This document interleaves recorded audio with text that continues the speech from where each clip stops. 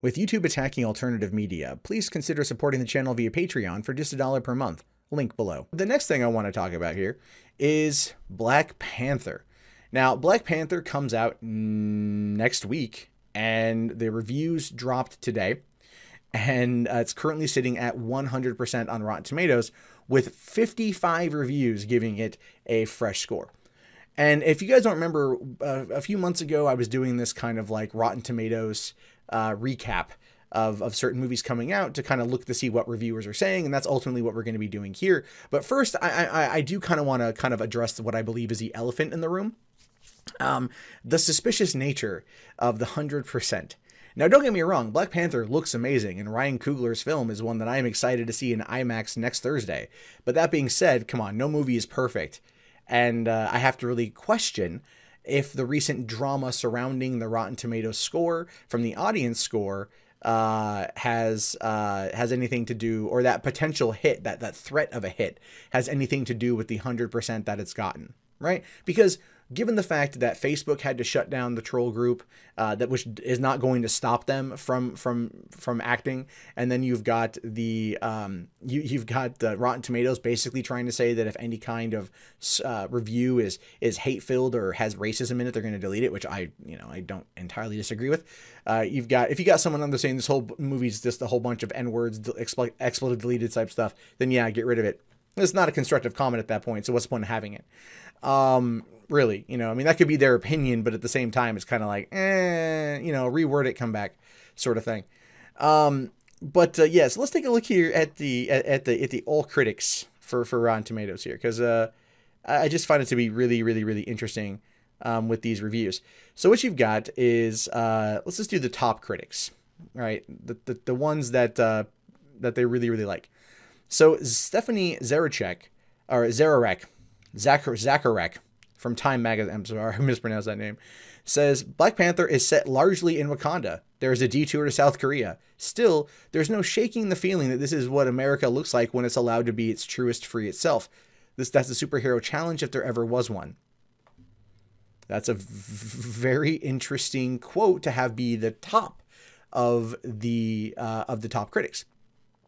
Right? Because the subject of Black Panther and Wakanda and race has come up a lot in terms of how this film is being portrayed before it releases. I do happen to believe that a comment like this is very much at the top for a specific reason, to somewhat set the tone that if you are looking at this movie from the lens of, as I guess you could say, anti-white, so to speak, what they're trying to ultimately say is that this is what America would look like if it was set to its truest, freest self, in whatever capacity that means. Frank Lovelace here from Newsday says, while ultimately an action and adventure, Black Panther also serves as an intelligent, if broad, debate between revolutionary rhetoric and the responsibilities of leadership. Again, focusing more on the political nature of Black Panther, I did looking at the trailer for Black Panther, the trailers, multiple trailers. I've never seen anything in there that would really remotely discuss about revolutionary rhetoric and responsibilities of leadership. There is a line from one of the trailers about you can be the king you want to be, and that probably will tie into it, but you figure that given how Marvel generally operates with the way it writes films, is that they're going to maybe set up that idea and then kind of just let it go to move the story forward into the action of what Killmonger is trying to do and taking over Wakanda, which obviously, showing us the trailers, at some point he technically does.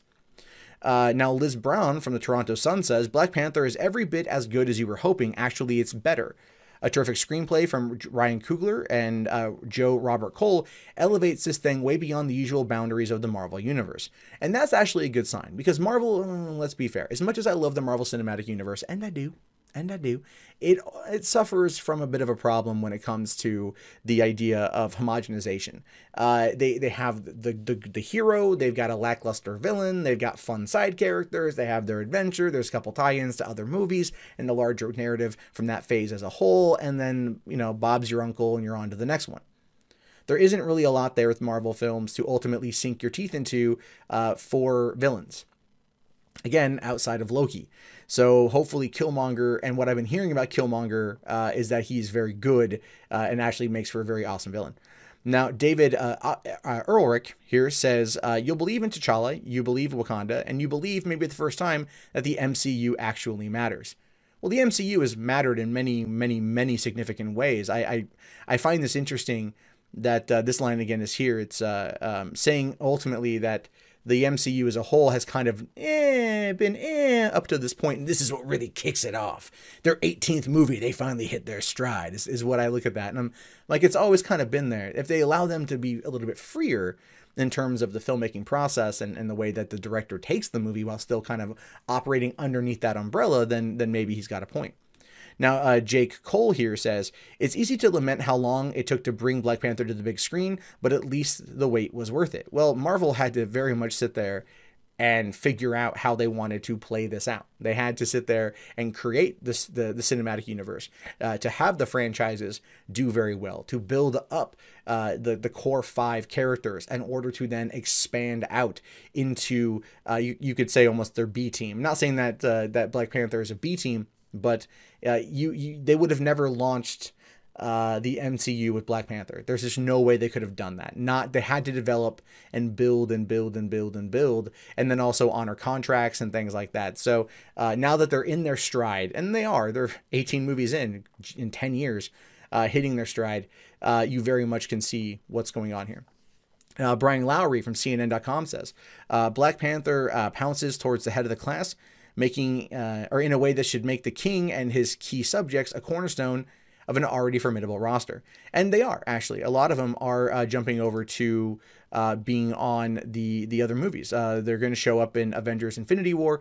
And I think we talked about this the other day, where the sequels for Black Panther and the characters are already somewhat being discussed, where you've got the idea that they're going to then kind of make their way out into the greater MCU as a whole, in order to keep those actors working and keep those characters going, is going to be, I think, something that they're all working on, which is really cool, because then that ultimately helps continuously solidify the cinematic universe as a whole. Well, and I will be fair here, kind of maybe adding a bit more of a diverse cast into it, and so I think that's going to be good. Let's see here. Alonzo Duralde says, when Black Panther works, it's thrillingly alive.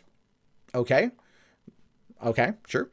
Kenneth Turon here says, we didn't know we'd be nearing for it till it arrived, but now it's here. It's unmistakable that the wait for the film like Black Panther has been way longer than it should have been. Well, as I just previously explained, given how the MCU works, they probably could not have done it in the way that they wanted to in order to set up the Avengers Infinity War. Like I said, you have your core characters. Those have done very well. The only way Black Panther would have probably worked out prior to this would have been through a Netflix series. But we have Luke Cage for that, so it kind of fills that particular quota.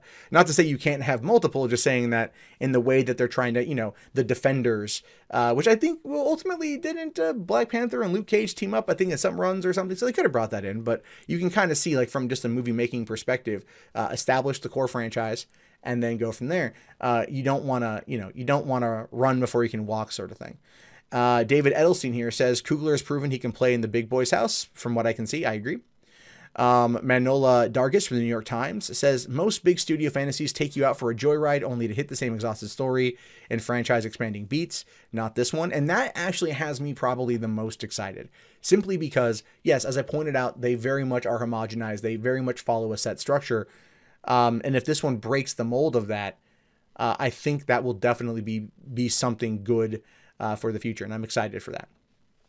Brian Truitt here says, while themes are deep, Black Panther is at the same time a visual joy to behold, with confident quirkiness, insane action sequences, and special effects. The glorious reveal of Wakanda. And I'm waiting. Oh man, I'm waiting for I'm waiting for Twitter to react to the reveal of Wakanda, and then because when they showed us the first trailer, and they showed Wakanda, there were legitimately people who went on Twitter and were saying that that Wakanda would be a reality if white people had stayed out of Africa. Like, I'm not trying to jump in that conversation, but it's like, I guess you can see ultimately from a comment like that you can see that there were people out there who have been waiting for this kind of representation. And I'm quite frankly glad that they're getting it. If other people out there want to make it a race issue, that's their prerogative, right? There's nothing we can do about that. People are trying to claim that this whole Rotten Tomato audience score thing is an alt-right racist hit job. It's not. It's from people who hate Disney and are trying to hurt Disney because they hurt Star Wars. That's what it boils down to. But of course, none of the people are talking about that because it doesn't fit their narrative. But the truth of the matter is that that's where it lies. Peter DeBruge here says, Black Panther celebrates its hero heritage while delivering one of Marvel's most appealing and standalone installments to date. Good. Lee Greenblatt here says, thank God for the women besides Boseman, including his regal mother, Ramonda, the brainiac baby sister, Shuri, and fearless warrior protector, Okoye. They're indomitable and so gorgeous, vividly drawn. And that, I think, is actually really going to be a driving point for this movie. Like, I'm talking like when I'm talking about like long lasting box office returns, it's going to be predominantly led by probably Black women because of these characters. And the thing is, and I say this bringing up Suicide Squad, because one of the reasons why Suicide Squad was so profitable was because many women continue to go back to the theater in order to watch Harley Quinn. And I'm maybe in some areas like maybe Katana and the Witch and everything else. But I think this is going to be a big push for Black Panther in terms of its long I mean, come on, you got Black Panther coming out during Black History Month. That wasn't a coincidence. At no point am I criticizing that. I'm saying it's smart. It's smart marketing. Todd McCarthy from The Hollywood Reporter says with uncanny timing, get it? Marvel takes the superheroes into a domain they've never inhabited before and is all the better for it in Black Panther, which is true. We do need to expand out from where things are, and this character is very cool, and getting this world is going to be a lot of fun. And Peter Travers here saying, say this about Black Panther, which raises movie escapism into very near the level of art. You've never seen anything like it in your life. And honestly, that's what I'm looking forward to. Something that I haven't seen. And it feels weird to say that on the 18th run of a Marvel film that maybe now we are getting something we ultimately haven't seen.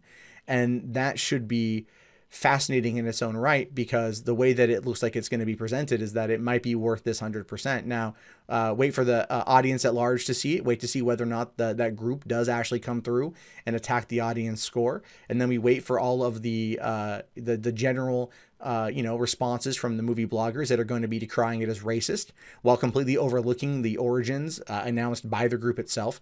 And then, of course, we're going to see mass defense of the film. And that's actually my biggest fear for Black Panther, is that the movie will not be given the opportunity to stand on its own from a creative basis.